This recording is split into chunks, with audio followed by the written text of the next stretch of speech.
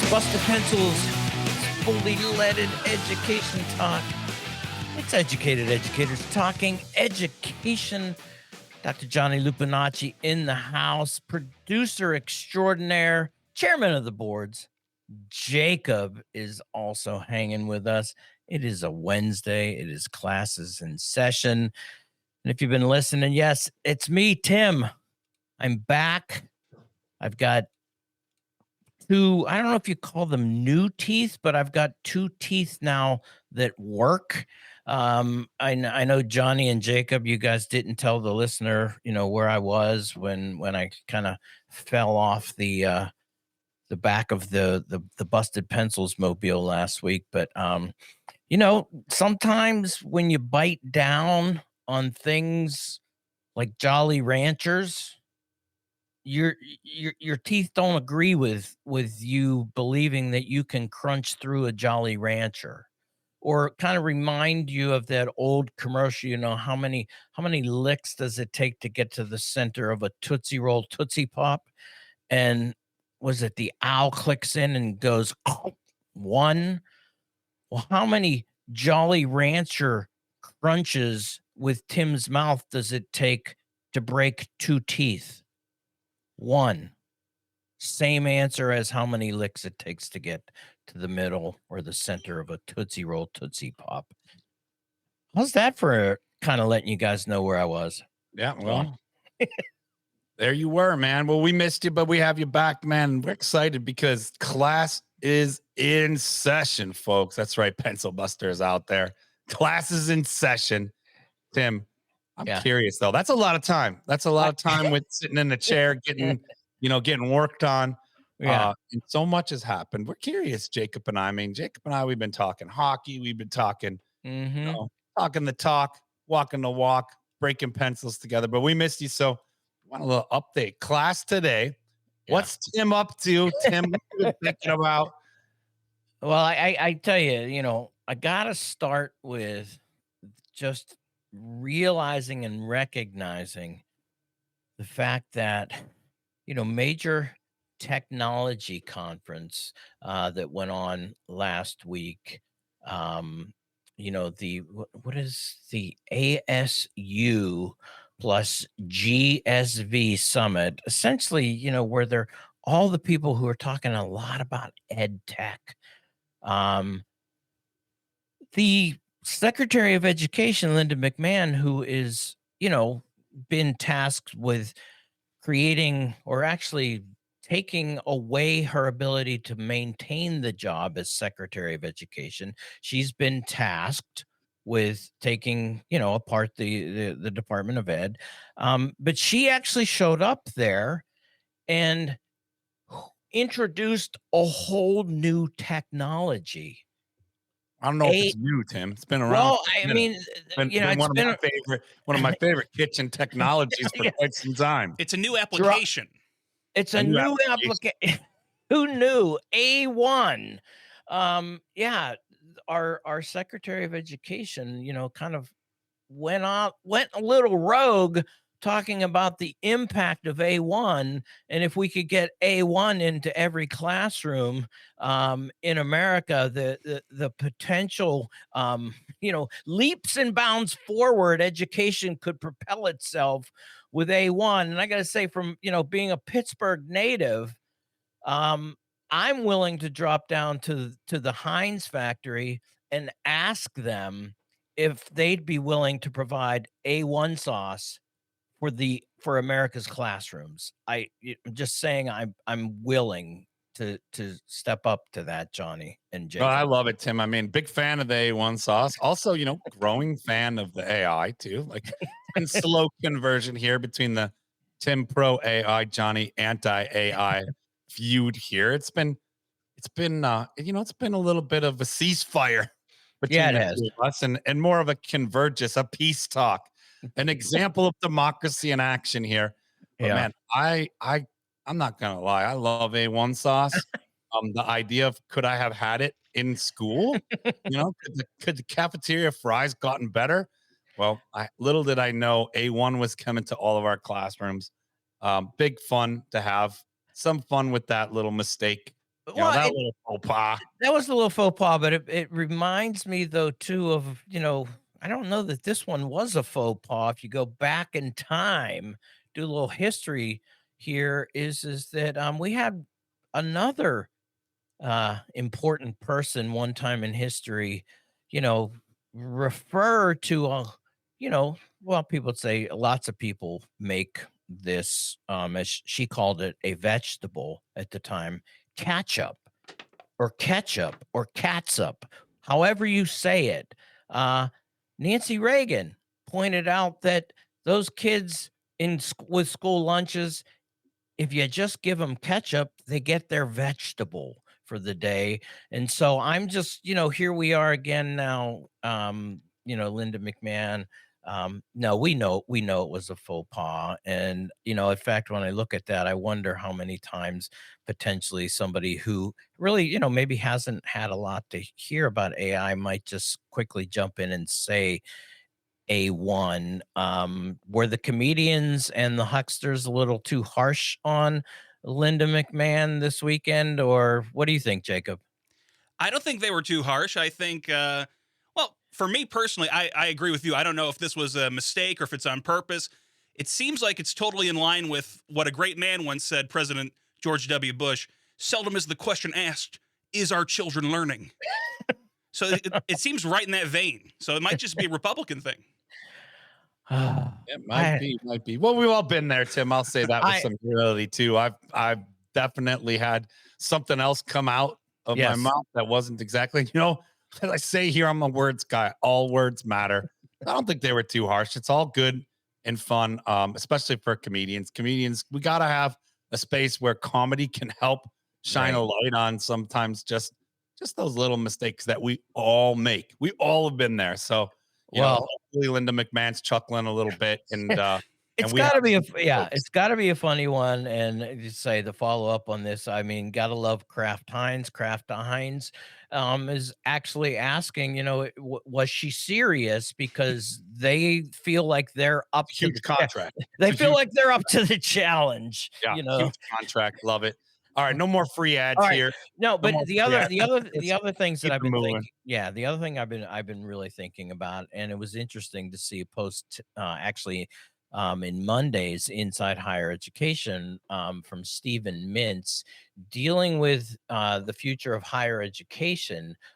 And Johnny, we talk a lot about higher ed. We talk a lot about people are like, K-12, you guys talk, but we spend, also we want to make sure that when we're talking about teaching and learning, we go back and forth between all those places. And we've had quite a few conversations regarding college, higher education, university, whatever you want to call it. In fact, our partnership with the Association of College and University Educators, Jonathan Gerko out there, and the ways that colleges can improve. But Stephen Mintz, great author, great professor, history professor, University of Texas, Austin, I think is where he's at, has a piece, The Coming Higher Education Shakeout. Over the next decade, American higher education will undergo a profound shakeout. And for a listener maybe saying like, well, this isn't new news for you guys, Tim and Johnny here. You guys do kind of talk about, what's the future of higher education? Are colleges even going to be around? I really appreciate Stephen's piece here because I have been thinking actually a lot about this in ways. And I tend to think that I like to think about this from a positive perspective and really realizing that lots of institutions of higher education really have an opportunity in this moment as opposed to a threat in this moment to really take advantage and to say, you know what, we do something or some things really, really well. And here's what it is. And in fact, we're going to go out and proudly talk about the things that we do great, the things that we have to offer. And in fact, here, maybe even to the point of saying, okay, look, the Harvards, the Browns, the Bowdens, they're all going to be fine from now on for the longest time, right? Yeah, those elite, some Ivy, those even some of the major research public institutions, they're going to continue to get the enrollments largely from the standpoint of proudly proclaiming that they only allow 4 to 8% of the applicants that actually apply to get in, and so they create a fake scarcity of space, therefore then making sure that they continue to always get the applicants. But regionals and privates here, I see this as, well, I guess there is a warning of realizing, but I see this as a real opportunity to step up as an institution of higher education and say, you know what? Maybe even own a little bit of going, some of the things in the past that we've done aren't great. We're working hard at improving on them. And in fact, at this institution, just call it institution X, we do X or Y way better than anybody else. And if your child, if you returning adult learner, if you career changer want, desire, or feel the need for this education writ large, we're the institution for you. And what I think about though when I see this is that, Johnny, I'm gonna ask this question. How many institutions see this moment as an opportunity versus how many institutions see potentially even what Stephen's writing is going, sorry, what we do at our college and our university stands on its own regardless of what the public thinks, because we know what's best. We know, our silo distribution of stand and lecture, it's just we know for sure that this is what all students need. We're not changing, we're not bowing. Our institution has been in business for 150 years. We've been offering quality education by the ranks of the professors that we hire, by the classes we offer. We're not changing a thing. How many institutions are kind of taking that approach? And how many institutions are looking at this and saying, I've been waiting for this moment to step up, to stand out, and to proudly proclaim we do education incredibly powerfully at our institution. That's what I was thinking about as they were doing things to my teeth.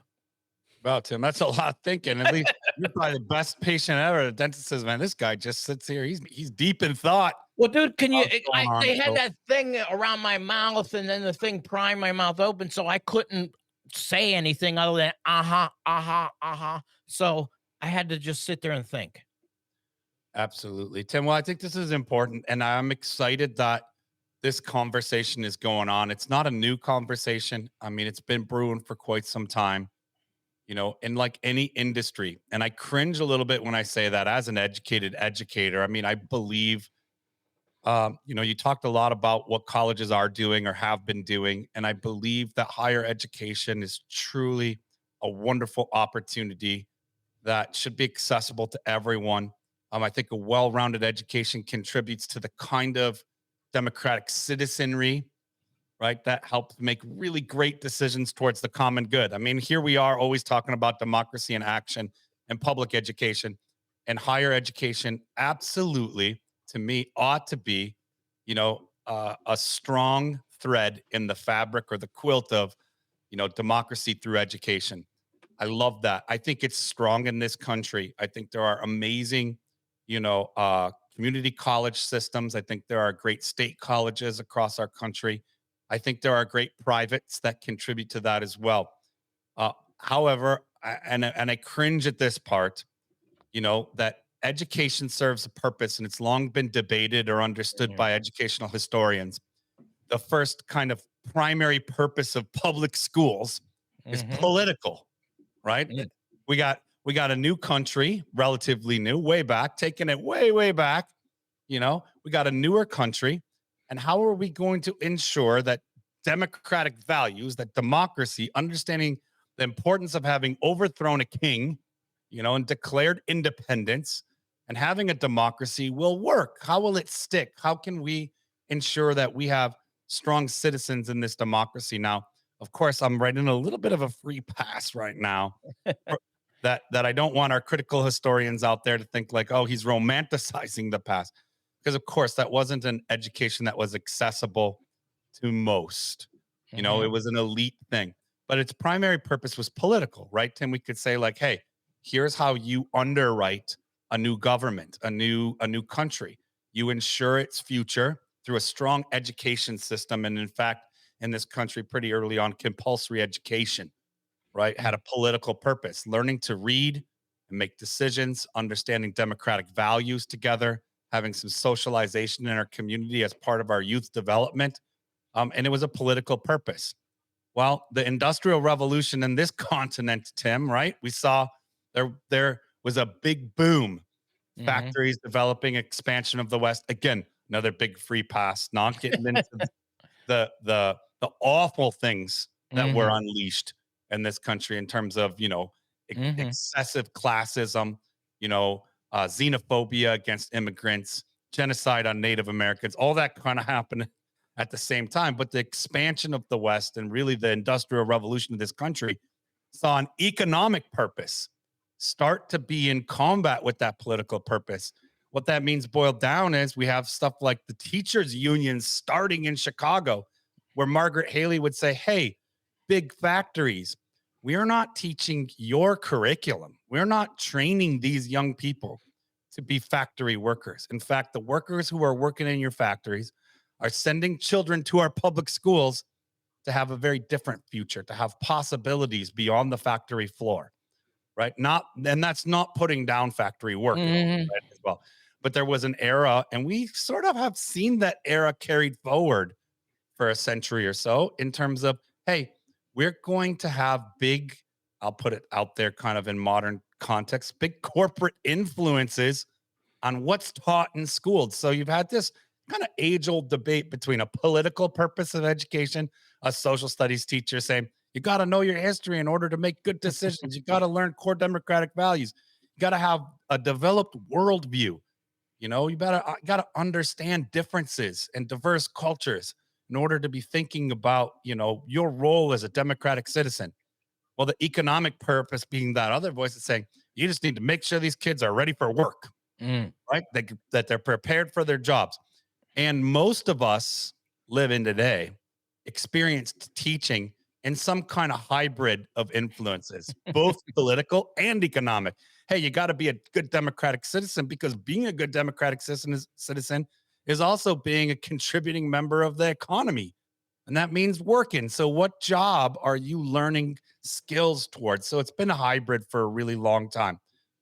And I would say in the last 20, 30 years, we'd had an even bigger influence kind of born out of those two competing. And that's that we're developing consumers. You Mm. got to be buying stuff out there. You got to be, which requires both political and economic training. So where I'm going with this, Tim, is we have over time learned that we have to buy a college degree Mhm. in order to be well understood in the politics of a democracy, as well as to have a job, an economic purpose. And so universities or higher education writ large, and you hinted at this, a lot of the few that I'll call extraneous from this, the smaller traditionals, I call them like in that consumer context, the Rolexes, right? If I'm Mm. going out shopping for a watch, Rolex is already priced out of Right. my reality. I might desire one, but it's not in my Mhm. economic means to go out and purchase a Rolex, right? But I know it's a high quality watch. I know it's desired, and if I had those economic means, I might consider a Rolex. It's a really good watch, right? Free ad for Rolex if you want to reach out and sponsor Busted Pencils. We're already giving you free demo ads. But my example being, they don't need to change, right? They're kind of, I'll call them extraneous from this conversation in higher ed. By and large, everybody else has to be thinking about the change. Mm. And it's a long overdue conversation of where does the political purpose of education, where's the economic purpose of education, and how we're deeply entrenched in a consumer model where young people or people of any age are out there shopping for a degree. So, flash forward, Tim, you talked about us professors. You know, we're in that demographic. Yeah, come What on, is man. I wanna know where you're at on what whether or not you're up to the challenge, dude. I mean, I've been up to the challenge since I accepted it. For a lot of people teaching in higher ed, they understand, and I'm going to cringe at these terms, but I'm going to speak in that consumer model for a minute. We're delivering a product, and that product has to have strong political, roots. It has to be towards Democrat. Now, when I say that, I don't mean like we're representing Republicans or Democrats in our craft and our teaching, but in democracy, we're teaching Mhm. towards a better world, towards a common good, towards a scientific literacy, towards a discourse and ability to write, read, communicate, and function in our economies as democratic citizens that uphold and value core democratic principles, right? But there's also an economic purpose. People are coming to college to learn skills and knowledge that they can apply towards their career, right? That they can put to work in a pathway that will, be one that they can make a living doing. And so that's another important product that higher ed is in. Like we deliver, a pathway to a career. But also, we have to understand that gone and I want to say public school teachers across our country get this, especially public school principals and superintendents out there, you school leaders, you've dealt with this. We aren't necessarily prepared, or we've had to sort of land the plane, build the plane to land it. Like we're in the air and we're going. We have an academic year, we have a model of education, but we also have to adjust to the fact that there are high consumer demands, that we are now competing. Mm. Like we have to have marketing, we have to have recruiting, we have to have all these things while balancing a strong political and economic. So this is my take, Tim. There is a place for everybody who understands what we do in higher ed to be in higher ed. That Mm. is like you might be a researcher, you might be like in a more scholarly role, you may be in a part scholarly and research role and teaching role, but our primary product is teaching. Mhm. We prepare young people, for the world that's ahead of them. And that is a changed world. So we have to be adapting and changing as it goes. That said, we are doing that in the largest marketplace of learning any of us have ever experienced in our lifetimes. So it's highly competitive and marketized, which I'm not a big fan of. I know. I've accepted that that is the world we're in. How do we navigate that, Tim? And so these kinds of conversations that I think institutions are having.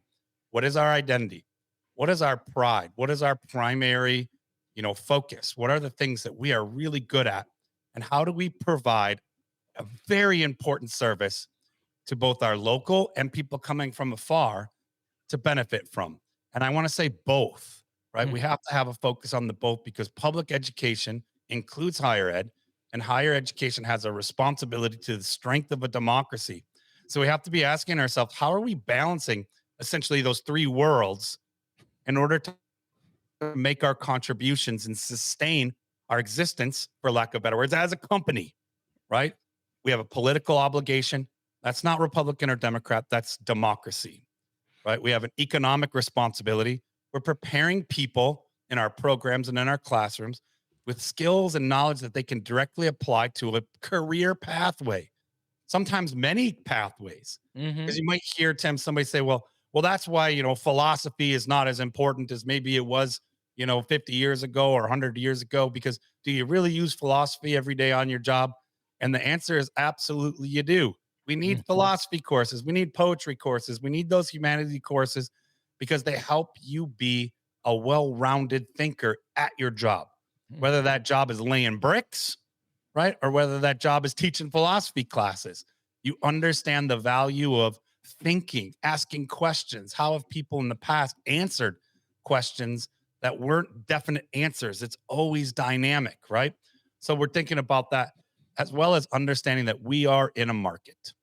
And that's the like womp, womp, womp. Mm. Because that is not something I'd say by and large, most people working in higher education have a background in having to respond to. I would Right. say administrators know that a little differently. Tim, you shared the experience of like low enrollment and things and competing universities. You have to have an identity. You have to be good at what you do.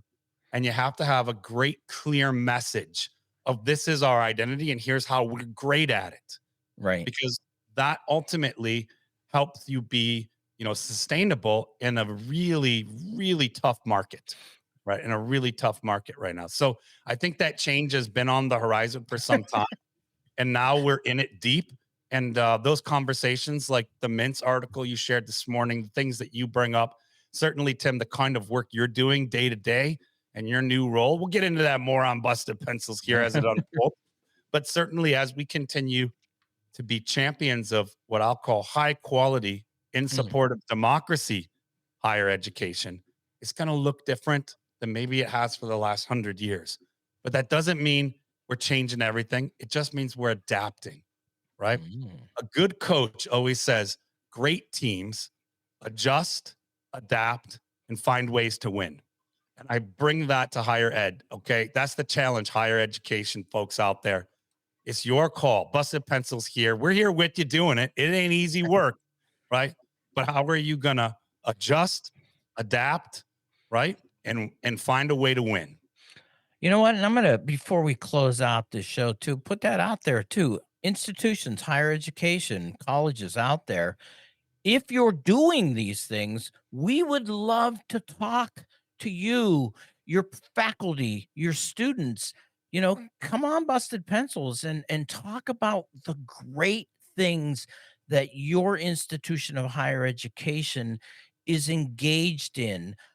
Because you know what? I mean, here's the thing. Johnny and I are going to always come down and say, we are 100% supporters of education, higher education, particularly.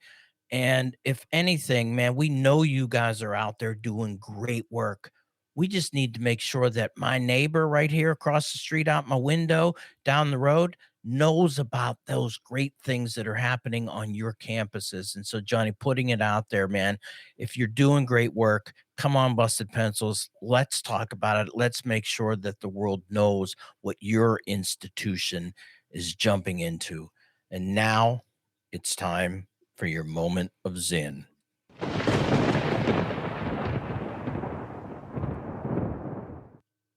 Indeed, it is impossible to be neutral in a world already moving in certain directions, where wealth and power are already distributed in certain ways. Neutrality means accepting the way things are now.